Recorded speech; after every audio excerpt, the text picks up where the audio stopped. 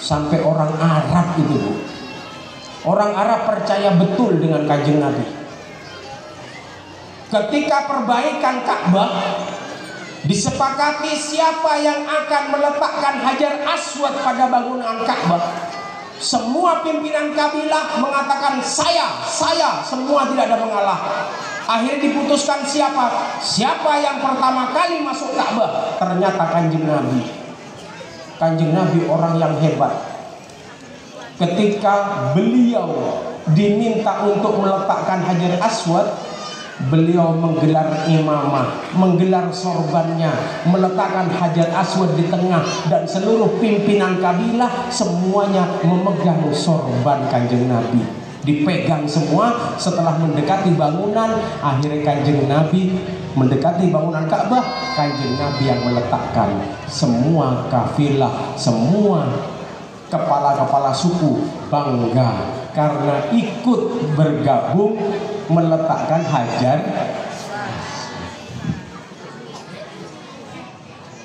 Kehebatan Kanjeng Nabi itu disayangi oleh sahabatnya. Orang Arab semua percaya dengan Kanjeng Nabi. Makanya Kanjeng Nabi dari kecil dijuluki Al-Amin. Al-Amin, dijuluki orang yang terpercaya, jujur. Dari kecil nggak pernah bohong. Akhirnya temannya orang Arab juga semua percaya, dan temannya Sayyidina Abu Bakar itu percaya sekali. Nah, ketika ada agama baru, Sayyidina Abu Bakar pertama kali yang mengakui Kanjeng Nabi adalah seorang Nabi dan Rasul. Enggi, Bu, halo. Pada peristiwa itu, ketika Islam mulai terdengar di suku Quraisy, semua orang Quraisy kumpul akan membunuh Kanjeng Nabi. Rapat orang Quraisy, beli Bairiyah. Siapa sama Athena? Yang nunjuk pertama kali di depan musyawarah itu siapa? Ana. Kaget semua. Siapa yang Ana itu? Sayyidina Umar, Pak. Sayyidina Umar. Ana. Akhirnya diputuskan, ya Umar, kamu yang membunuh Muhammad. Diterima keputusan, Sayyidina Umar keluar. Sebelum keluar, mau berangkat ke rumahnya Kanjeng Nabi, tempat berkumpulnya Kanjeng Nabi, ya, datang ke sana. Sebelum datang ke sana, ketemu sama temannya. Hei Umar, mau kemana? Aku mau membunuh Muhammad. Gak usah dibunuh Muhammad. Mengapa? Adik perempuanmu dan suaminya sudah ikut Muhammad. Marah Sayyidina Umar. Keluarganya sendiri sudah duluan. Datang Sayyidina Umar ke rumahnya, ke rumah adiknya yang bernama Fatimah ibnul Khattab bintil Khattab. Datang. Sebelum buka pintu, terdengar di dalam itu, sebelum tutup pintu, terdengar sedang membaca surat Toha. Lalu ketika sedang membaca surat Toha, digedorlah pintu itu sama Sayyidina Umar. Setelah digedor, man, ana Umar, aku Umar. Gemetar istrinya, gemetar adik perempuannya dan suaminya. Gemetar, aduh, Umar datang. Setelah masuk, apa yang kamu baca? Tidak ada yang kamu baca. Aku baca, bohong. Mana? Mau dirampas, akhirnya dihalangi, mau dipukul suaminya, ditahan oleh adik perempuannya Fatimah bintil Khattab, nahan. Apa yang terjadi? Yang kena pukul Sayyidina Umar adalah adik perempuannya. Sedih Sayyidina Umar, adik perempuan yang beliau sayangi terkena pukul terkena pukulnya Sayyidina Umar. Dipukul. Akhirnya sedih. Setelah sedih, akhirnya tolong bacakan surat Toha itu. Baca. Kamu belum berwudu, kamu belum suci. Akhirnya disuruh berwudu, wudhu dulu. Setelah wudhu boleh nyentuh kertas, maaf, katakan surat Toha. Wallahu a'lam apa itu dari kulit, yang jelas baca surat Toha. Setelah selesai baca surat Toha, aku ingin datang ke Muhammad. Akhirnya datanglah ke sana, masuk Islam. Orang hebat yang bisa orang hebat yang pemarah dan bisa memukul siapapun, akhirnya tunduk bersama Kanjeng. Tapi nggak usah bermimpi Bu ya, Bapak nggak usah bermimpi. Bermimpi apa? Bermimpi ingin menjadi orang yang disenangi kawan dan ditakuti lawan. Nggak usah. Deki pas jadi orang lain. Watak sarmo pembuduk orang kau salebet. Selomesem tanda. Pakun lebet. Kamu teh. Apa boy magala embu? Tunyel selak gak nambah. Betul Bu? Ketika Kanjeng Nabi itu berani sendirian tanpa kawan, beliau menyebarkan Islam di Mekah. Datanglah seorang sahabat, seorang Arabi, orang Bedui. Orang Bedui ini namanya Sofwan bin Usamah. Datang kepada Kanjeng Nabi waktu angon kambing. Diminta kambingnya. Hei Muhammad, aku minta kambingmu. Dikasih sama Kanjeng Nabi. Apa kata Sofwan bin Usamah? Pulang dia ke kaumnya. Bilang sama kaumnya, wahai kaumku, ya qaumi aslimu. Fa inna Muhammadan yu'ti ata'an la yakhshal faqah. Wahai kaumku, masuklah Islam, karena Muhammad diminta hartanya, dia memberikan dan tidak takut miskin. Bu,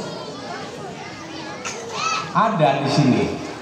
Kalau diminta hartanya tak takut miskin. Beda. Kimo ini. Yang mana orangnya Bu? Tak bisa. Karena Kanjeng Nabi memang sifatnya mulia. Dan ajarannya itu dapat menyenangkan orang lain. Usamah, ada seorang sahabat Ammar namanya. Bukan sahabat dia, orang kafir. Datang kepada Kanjeng Nabi, tanya, man anta? Nabiyun. Wa man nabi? Rasulun. Man arsalaka? Allahu azza wa jalla. Bu, halo. Jadi Kanjeng Nabi waktu sedikit jamaahnya, pengikutnya waktu sedikit, itu tersiar kabar ada orang berani bikin agama baru di Mekah. Akhirnya orang pedalaman, orang Baduy, bukan Baduy, Badawi, orang Arabi itu penasaran. Saya mau cari katanya. Akhirnya ketemu dengan Kanjeng Nabi, bisik-bisik tanya, man anta? Nabiyun. Wa man nabi? Siapa kamu? Nabi. Apa itu nabi? Rasul. Apa itu Rasul? Siapa yang mengutusmu? Aku utusan. Siapa yang mengutusmu? Allah azza wa jalla. Apa risalahmu? Apa perintah kamu sebagai utusan? Yang pertama, antu silal arham, menyambung silaturahim. Bu, terus nih ya. Nah, ojol gitu. Ojol. Kelep. Pai kepayan Bu. Pak, ngantok lagi. Aroko Pak. Jangan beli pengajian kalau aroko kan gila mari seragalan kan nih. Ampun lah rokok. Ibu, Aminah. Halo. Yang pertama antu silal arham, menyambung silaturahmi. Yang kedua antuh kinad dima, menghentikan pertumpahan darah. Yang ketiga antuk sirol autan. tidak menyembah berhala atau menghancurkan berhala. Yang keempat, anta'budallaha azza wa jalla, aya'budallaha azza wa jalla. Yang keempat, baru ibadah kepada Allah. Pak, ini senjatanya para wali songo menyebar Islam. Ini senjatanya para ulama menyebar Islam. Apa yang pertama kali? Silaturahim, bina hubungan baik. Bukan langsung ajak masuk Islam, bukan langsung perintah sholat, tapi silaturahim, jaga hubungan baik. Itu pertama. Hadis. Halo? Ini kan? Jaga hubungan silaturahim. Kalau hubungannya baik, insya Allah semua orang itu senang masuk Kalau suaranya bagus, kadang-kadang dapat hidayah, banyak masuk Islam. Kalau suaranya merdu, adzan contohnya, ya kan? Adzan maghrib suaranya keren, gege, ki ngode. Adzan subuh tua. Akhirnya bagaimana? Aduh, lagunya Iwan Fals Doel Sumbang, betul? Kadang senang dengan ininya, dengan suaranya, kadang senang dengan membaca ayat Al-Qur'annya, kadang senang mereka karena hubungan silaturahim yang baik, baru kemudian mereka masuk Islam. Bu, misalnya Bu, di depan ada orang naik motor kecelakaan.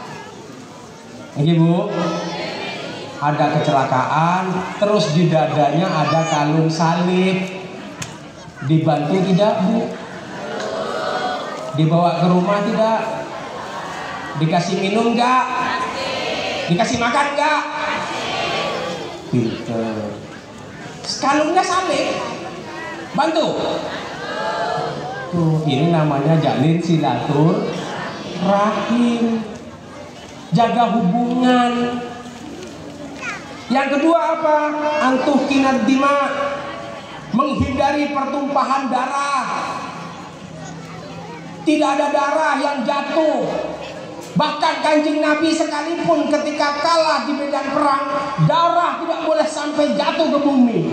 Kalau darah Kanjeng Nabi jatuh ke bumi, lober. Tanah mana saja, tanah Taif juga lober, habis. Jadi ketika kena panah, Kanjeng Nabi tidak melepaskan darahnya, tetap dipegang sampai kering. Kenapa?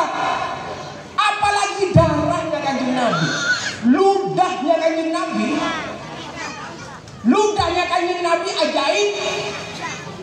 Di mana? Tersebut dalam hadis Sahih Muslim.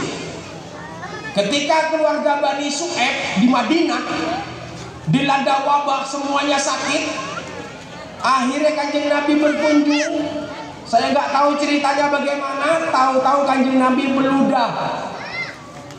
Cak medurana ayat tuh meludah. Ludah yang jatuh di pasir oleh kepala sukunya Bani Su'aib itu diambil, dan tanahnya, pasir dari bekas ludah itu dibagi-bagi kepada orang sakit di Bani Su'aib. Lalu mereka berdoa.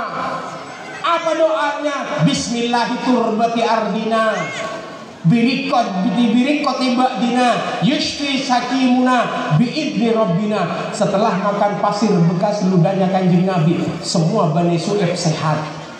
Makanya hari ini di Madinah, tanahnya Bani Su'aib itu ditutup sekarang, disegel, tidak ada satupun boleh masuk. Takut jadi rebutan. Mau sampean dengar cerita dari saya, keburu umroh, nyari mana itu turbatu ardina ini. Iya kan? Betul Bu? Mudah-mudahan Allah takdirkan panjenengan ziarah Mekah Madinah. Amin. Tapi kalau masuk ke itu turbat itu disebut apa namanya? Turbatus syifa. Bustan Syifa disegel, tidak boleh oleh pemerintah Arab Saudi, tidak boleh masuk siapapun. Itu tanah ajaib, Bu. Apalagi darah. Kalau sampai darah Kanjeng Nabi netes di bumi, hancur tuh negara. Betul? Lu jangan main-main sampean. Yang ketiga, menghentikan pertumbuhan darah. Yang ketiga, antuk sirol ausan, tidak boleh menyembah berhala. Kenapa tidak boleh menyembah berhala? Karena berhala itu yang namanya patung, la yadurru wa la yanfa'u, tidak membahayakan dan juga tidak memberi manfaat. Betul Gi? Betul. Ongguan. Mari kita buktikan. Sampean kalau lihat berdekat bungkari sengit, oning sengit. Sengit oning. Sengit itu pohon angker. Siapa lewat di situ jatuh. Hah? Bener? Sampai lewat gak di situ, Pak? Lewat apa tidak? Setiap orang yang lewat di situ mesti apes. Sampai lewat gak? Lewat. Kalau lewat oke, bagus sampean.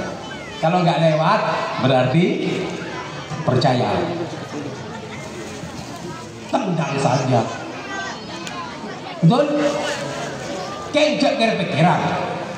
Deki setelah nendang kira pikiran, deki berongku.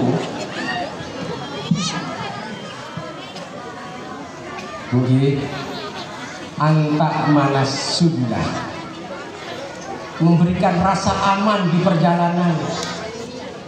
Habib Ali Zainal Abidin Al-Jufri mengatakan ini adalah antak manas subula, memberikan rasa aman di setiap perjalanan. Ini ini umum, bukan hanya perjalanan tetapi urusan orang, berikan rasa aman. Bu. Terus Bu, berikan rasa aman buat orang lain. Kalau jalan sampean sudah lebar, jangan dibuat sempit. Halo? Salah satu tidak memberi rasa aman apa? Duduk di teras depan rumah. Yang harus nyapa yang lewat apa itu tuan rumah? Ayo. Yang lewat apa yang duduk di teras rumah? Yang nyapa duluan? Salah.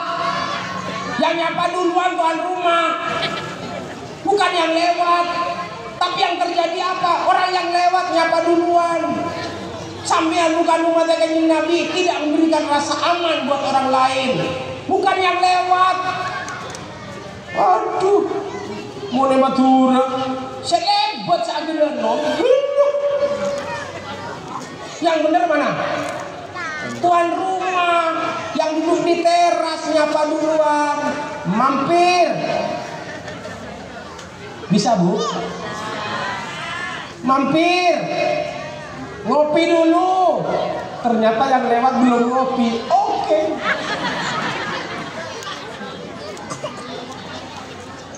Ini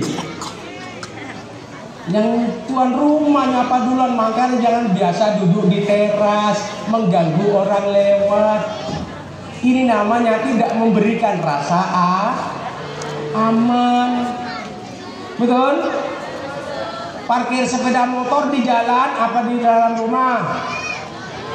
Di jalan apa di dalam rumah? Ya di halaman rumah parkir motor. Apalagi parkir mobil. Kalau nggak punya garasi, nggak usah beli mobil. Tampang kaya kere.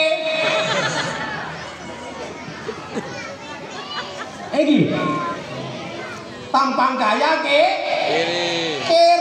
Nggak jalan mobilan. Mobilnya baru keren. Tandi parkir di rumah orang. Itu tidak memberikan rasa aman. Ini sepakat ya? Hurriyatul mar'i mahdudatun bi hurriyatil ghairihi. Kebebasan seseorang dibatasi oleh hak orang lain. Bapak punya salon, maklum beli baru audio portable. Karena audio baru disetel, tiap hari harus disetel, silahkan. Tetapi ingat, ada batasan waktu orang sedang istirahat, nggak usah disetel. Apalagi panitia, tukang son, orang lagi selewat, orang lagi sholat jamaah, tes, halo, tes, 1, 2, 3, tes. Begitu ya? Bener? Bada orangnya? Orang lagi sholat tuh jangan tes, orang lagi sholat. Gitu Gus? Wah, mantap. Ini jomblo semua ya? Tim hadrah jomblo semua. Mudah-mudahan cepat dapat jodoh. Yang amin yang gede-gede belakang gak usah. Ya belum cukup umur. Berikan rasa aman untuk orang lain. Ini suara sonnya. Apakah suara son dilarang? Oh, jangankan suara son, Pak. Sambian baca Al-Quran saja melalui mikrofon, suaranya didengar orang lain. Tidak boleh melebihi jadwal orang tidur. Jam 9 matikan. Gak ada. Oh, saya senang, Pak. Gak tahu kalau di Pontianak ya, kalau di Madura rame. Kadang tadarus Ramadan itu sampai selesai, sampai subuh. Tadarus Ramadan. Kenapa? Karena kebiasaan katanya dari dulu. Oke, yang jauh dari masjid, yang dekat nggak jadi masak, tak ngedek. Betul? Ini namanya rasa aman. Saya baca dalam kitabnya Habib Al-Jufri, ternyata beliau menjelaskan ini secara umum, memberikan rasa aman untuk orang lain ini secara umum, bukan masalah jalan saja, tapi hak orang lain. Kalau ibu mau urus surat, bikin KTP misalnya, kalau KTP aturannya GPL, nggak pakai lama, selesaikan, jangan ditunda. Ini namanya tidak memudahkan orang jalan, betul? Kalau sepakat satu desa bikin irigasi atau bikin drainase jalan air, kalau hujan biar nggak tergenang, ya sudah rombongan pasrahkan satu jengkal untuk bikin rame-rame bikin got. Jangan sendirian tidak mau, aku sendirian gak mau. Aku maunya semua orang meniru aku, ya gak bisa. Itu kesepakatan. Jangankan sampeyan, kalau ada orang alim, seorang kiai yang tidak mau bergabung dengan kiai lain, akhirnya apa? Merasa benar sendiri. Bu, terus begini. Kira-kira kalau sholat jenazah, saya tanya, sholat jenazah, kepalanya mayit ada di utara apa di selatan? Oh, nggak pernah, Bapak, Ibu nggak pernah, Pak, nggak pernah sholat jenazah. Yang sering Bapak, kalau sholat jenazah, kepalanya mayit itu ada di kanan atau di kiri? Kanan ya. Ada satu kitab, Pak, namanya Fiqhul Jamal. Di kitab itu menjelaskan bahwa ketika sholat jenazah, kepalanya jenazah itu ada di selatan, ada di kiri imam. Kitab itu ada. Akhirnya kitab itu dibawa oleh seorang kiai, bertemulah dengan kiai-kiai yang lain, Basul Masail, membahas. Ternyata beliau cuma sendirian punya kitab itu. Yang lain dalam 4 madhab itu bersepakat bahwa kepala jenazah itu ada di kanan, bukan di kiri. Seandainya ada, salah tidak? Enggak, benar. Tapi kalau sepakat secara umum di tempat ini, sepakat secara umum ada di kanan imam, maka seluruhnya harus ikut kanan imam. Saya pernah sholat jenazah di Jawa, Pak. Sholat jenazah saya cari tanda silang, kan biasanya tanda silang pakai kembang itu kepala. Saya cari tanda itu, ternyata ada di selatan. Saya tanya, kepalanya mayit di mana? Di selatan. Ya sini mami di selatan. Sunnahnya itu kalau mayit laki-laki itu di kepala, imam itu di kepala. Kalau sunnahnya mayit perempuan, imam itu di tengah. Kalau mayit perempuan, kalau mayit laki-laki itu di kanan. Nah akhirnya bagaimana setelah saya ketemu kepala mayit ada di selatan? Ya sudah, saya mandi di selatan. Orang mereka ikut kiainya, tapi nggak perlu diperdebatkan terlalu panjang, dan juga tidak perlu gontok-gontokan, tidak perlu hanya sendirian, tidak bergabung dengan kiai yang lain. Mengapa harus bergabung? Karena kalau tidak bergabung, ini namanya bukan umatnya Kanjeng Nabi.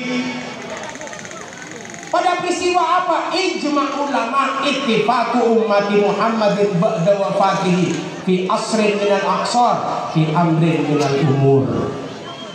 Saya enggak. Setuju ulama gabung. Kiai-kiai along-along saya duduk bareng, duduk bersama, tenang. Akhirnya pendapat bersama, cocok iya, nggak cocok iya, akhirnya kesepakatan yang enak yang mana nih. Ini namanya kesadaran kolektif. Dulu baru yang kelima, ya baru yang keempat, anta'budallaha ya'budallaha azza wa jalla, baru diajak ibadah kepada Allah. Begitu indahnya maulid ini karena kita diajari mencintai Kanjeng. Mengapa harus mencintai Kanjeng Nabi? Karena Kanjeng Nabi dilahirkan penuh dengan keistimewaan. Kanjeng Nabi lahir penuh dengan kesucian, penuh dengan keagungan. Makanya kalau ada yang mengotori Kanjeng Nabi, wajar kalau umat Islam marah. Betul? Apalagi mengatasnamakan Kanjeng Nabi. Man kadzdzaba alayya muta'ammidan falyatabawwa maq'adahu minan nar. Al hadis atau kama qala Rasul sallallahu alaihi wasallam. Siapa yang menyampaikan hadis mengatasnamakan Kanjeng Nabi tapi bukan dari Kanjeng Nabi, falyatabawwa maq'adahu minan nar. Dia nanti akan disiapkan tempat duduknya dari api neraka. Betul? Itu cek orang-orang. Waduh, hadisnya jangan bilang hadis. Banyak ini kemarin hadis kok dibuat mainan. Loh, kita menghormati karena kesucian Kanjeng Nabi. Kita marah karena kesucian Kanjeng Nabi. Kita diajari mencintai Kanjeng Nabi. Guru-guru kita tuh hebat, Bu. Sedunia mereka, Bu. Tade acara molot mereka saya karo di Indonesia. Jelas sih. Andi bisa. Molot. Tadi bisa hadir. Jadi jangan sekali-kali ada orang mengatakan maulid itu bid'ah. Sudah biarin. Kalau kamu bilang maulid itu bid'ah, nggak usah hadir. Beres. Kadang hadir, suruh berdiri enggak, kadang berdiri. Mahalul qiyam, ikut berdiri dia, tapi nggak ngomong apa-apa, cek diem. Pulang-pulang bawa berkah. Ada yang orangnya? Hadirlah orang ini. Betul, Bu? Kita diajari sedunia itu hanya Indonesia, Bu. Diajari maulid. Nggak ada tuntutan dari Kanjeng Nabi, tidak. Tapi ini sebagai bukti sejarah. ditambah sama para ulama acara maulid. Karena dulu kerajaan Arab Saudi itu bukan menghapus kitab-kitabnya Madzhabul Arba'ah, tapi rencananya akan meratakan makom, meratakan makbarahnya Kanjeng Nabi. Mau ditiadakan. Setuju sampai? Nggak ada raudhah, nggak ada makan Kanjeng Nabi, semua jadi masjid. Setuju sampai? Kenapa? Ini yang bukti sejarah bahwa Kanjeng Nabi itu ada. Betul? Gitu. Beruntung kita sering-sering maulid ya. Betul Bu? Enak kalau musim maulid. Bapak datang pagi bawa berkat, ba'da duhur bawa berkat, ba'da asar, ba'da maghrib, ba'da isya, jam 9 malam masih bawa berkat. Lumayan ditumpuk itu berkat, besok pagi jadi nasi goreng. Enak. Bagaimana cara bikin nasi goreng ala resto? Cari di TikTok. Betul? Cari di IG. Di mana lagi? Cari di YouTube. Orang tua-tua ya, Bu, Dek. Orang tua-tua ya, yang pakai Facebook gitu kan ya. Adik-adik pakai apa? IG. TikTok. Saya TikTok apa lagi? Ada yang muda lagi dari TikTok. Hah? Apa? Saya ngaku milenial nggak boleh, Bu. Saya milenial. Oh jangan, kamu kolonial ya. Zaman Belanda. Allahumma sholli ala Muhammad. Kita diajari cinta kepada Kanjeng Nabi. Makanya kalau ada yang mengatasnamakan Kanjeng Nabi, mengeluarkan hadis atas nama Kanjeng Nabi, wajar kalau kita marah. Kenapa? Nabi dilahirkan dengan kesucian, dengan keagungan. Allah tidak akan pernah menciptakan langit dan bumi ini kalau bukan karena Kanjeng Nabi. Makanya beruntung kita diajak serakalan. Betul? Seminggu berapa kali serakalan? Enggak pernah. Kata Ustaz Romi suruh berapa kali tadi? 2 kali seminggu. 2 kali seminggu. Ibu ada kumpulan enggak? Yasinan. Muslimatan ada. Apa kumpulan apa? Naria. Seminggu sekali kumpulan apa? Majelis taklim. Alhamdulillah. Majelis taklim. Kalau majelis taklim bapak-bapak dengan ibu-ibu banyakan mana, Bu? Kenapa bapak-bapak sedikit? Pinter-pinter mereka. Hah? Kenapa bapak-bapak sedikit? Di mana-mana ibu-ibu itu mesti banyak. Kalau majelis takliman atau muslimatan itu biasanya lebih banyak ibu-ibu, betul ya? Bapak-bapak dikit, betul?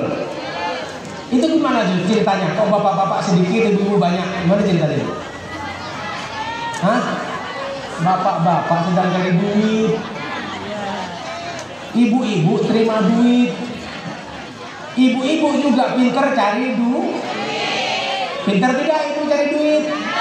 Pinter cari duit di kantong celana suami.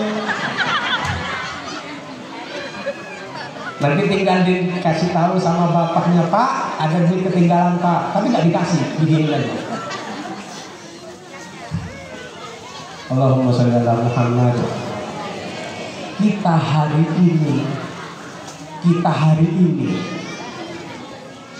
kata penyair Indonesia tinggalnya di Madura, namanya Pak D. Zawawi Imron. Beliau mendapatkan anugerah, ya, mendapatkan anugerah namanya Pancasila, Pancasilais, warga Pancasilais. Dapat anugerah dari sebuah organisasi di Indonesia, mendapatkan lencana dari emas 5 gram Itu kenapa sampai beliau yang dapat dari Madura. Apa kata beliau? Cerita sama saya. Kalau nggak salah sekitar 4 hari yang lalu beliau cerita kenapa di Jakarta tidak ada, kenapa hanya di Madura yang dapat. Itu tandanya hari ini kita kehilangan banyak panutan. Kita kehilangan banyak guru. Kenapa? Karena orang-orang berakhlak sekarang semakin menurun. Akhlak semakin menurun. Akhirnya nyari orang berakhlak itu susah. Jangan menghina zaman. Apa kata Kanjeng Nabi dalam hadis qudsi? Allah berfirman, la tasubbu dahra ana dahr.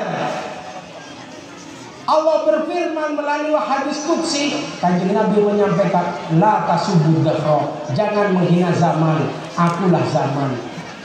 Jadi wajar hari ini kalau zaman oleh Allah diperbaiki. Rahasianya apa? Itu rahasia Allah. Memang sekarang kita kekurangan banyak panutan, kita kekurangan banyak guru.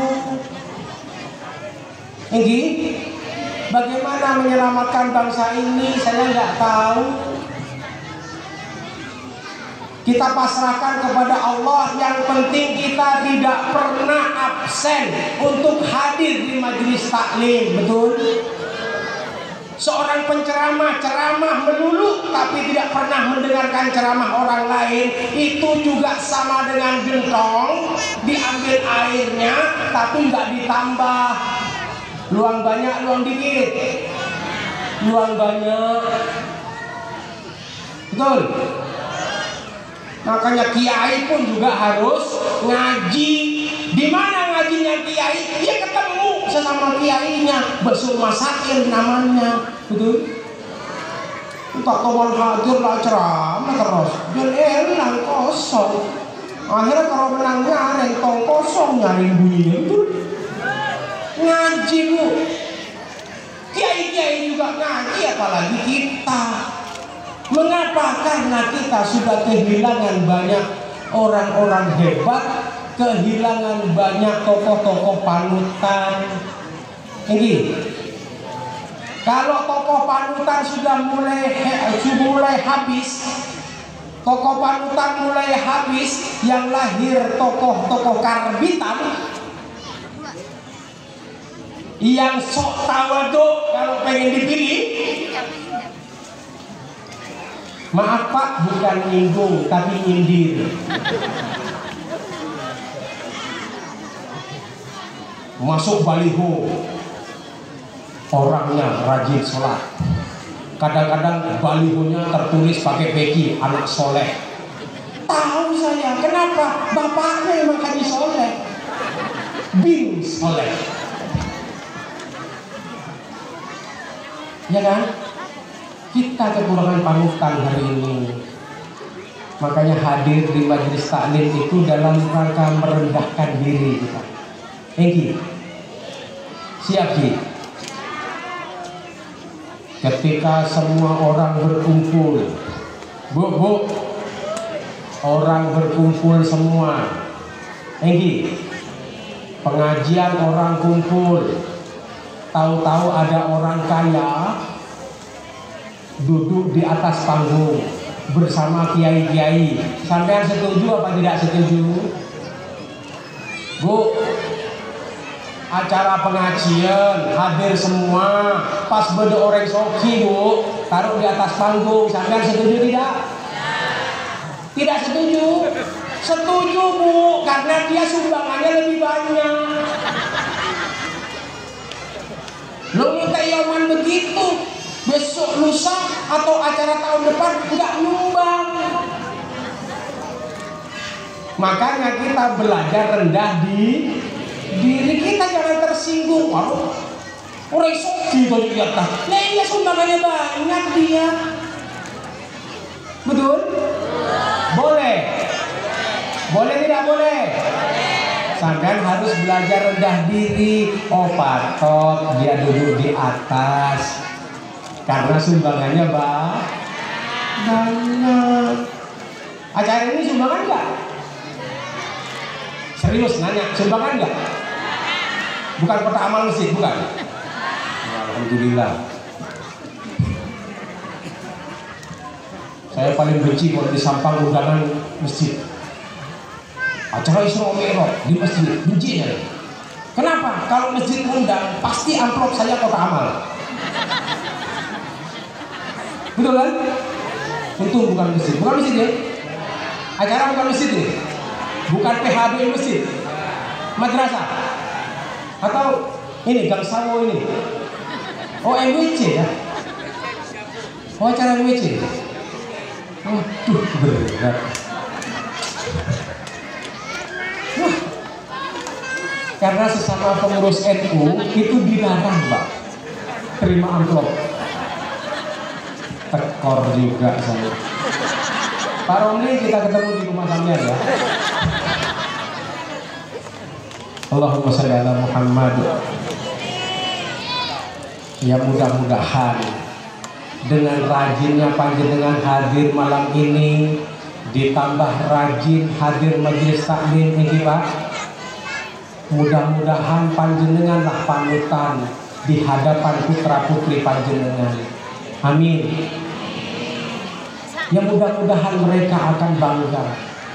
Puisinya Pak Zawawi salah satunya adalah begini: seandainya dalam ujian aku ditanya tentang siapa pahlawan, maka ibu yang aku sebut pertama kali. Ini ya mudah-mudahan ibu-ibu panutan buat putra putrinya. Amin. Mudah-mudahan bapak panutan putra putrinya. Amin. Dan mudah-mudahan guru-guru pengajar, guru-guru kita dan putra putri guru kita, mudah-mudahan Allah berikan kemudahan untuk belajar seperti orang tuanya. Amin. Karena madrasah, pondok pesantren tidak akan pernah bisa diwariskan kepada orang lain, pasti kepada keturunannya. Kata orang Madura, macan pasti melahirkan macan. Artinya mau potrenek sepuluh kiai, anaknya mesti kiai. Kalau bapaknya ustad, putranya mesti ustad. Kalau orang tuanya punya pesantren, maka yang melanjutkan anaknya, betul? Tapi kalau anaknya nggak mondok, nggak ngaji, macan, tetap macan, karena macan melahirkan macan, tapi macan ompong, ada giginya. Kalau kita digigit macan ompong, bukannya sakit, geli.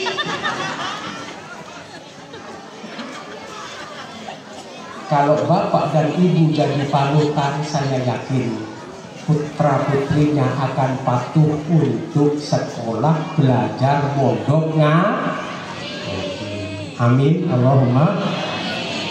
Mudah-mudahan barokah kita hadir di majelis taklim ini. Mudah-mudahan kita seluruhnya nanti diselamatkan dari fitnah, diselamatkan dari musibah, diselamatkan dari segala malapetaka. Amin. Allahumma amin. Apapun masalahnya, mudah-mudahan kita diselamatkan oleh Allah. Ini ngereng baca sholawat arang sarang. Ya Rasulullah